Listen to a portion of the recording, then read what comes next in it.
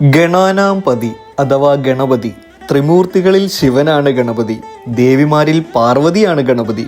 എന്തിന്, ദേവസേനയിൽ സാക്ഷാൽ മുരുകൻ പോലും ഗണപതിയാണ്. അതുകൊണ്ട് തന്നെ ഗണപതി എന്ന് പറയുന്നത് ഒരു വ്യക്തിയല്ല, ഏതൊരു മനുഷ്യന്റെയും മൂലാധാര ചക്രത്തിന്റെ അധിപതി കൂടിയാണ് ഗണപതി. എന്ത് കാര്യത്തിന്റെയും ഒരു പെർഫെക്റ്റ് ലീഡറാണ് ആള്.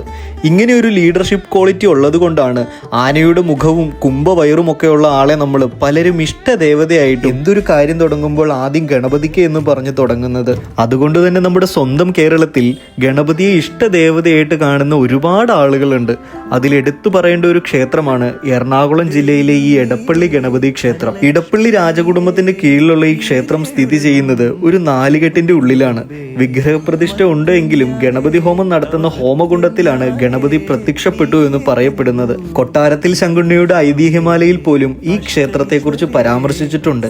അതുകൊണ്ട് തന്നെ അത്യാവശ്യം നല്ല കാലപ്പഴക്കം ഈ ക്ഷേത്രത്തിനുണ്ട്. അതുകൊണ്ട് തന്നെ ജോലിയിലുണ്ടാവുന്ന തടസ്സം, തൊഴിലില്ലായ്മ, നമ്മളിൽ തന്നെയുള്ള സാമർഥ്യക്കുറവ്, ഇതെല്ലാം മാറുവാൻ വേണ്ടിയിട്ടാണ് ഇവിടെ ആളുകൾ വരുന്നത്. അപ്പോൾ ഗണങ്ങളുടെ പതിയായ ഗണപതിയെ കാണാൻ പോകുന്നവര് പേജ് കൂടി ഒന്ന് ഫോളോ ആക്കി വെച്ചിട്ട് വീഡിയോ സേവ് ആക്കി വെച്ചോട്ടോ. അപ്പോൾ എന്തായാലും ബൈ.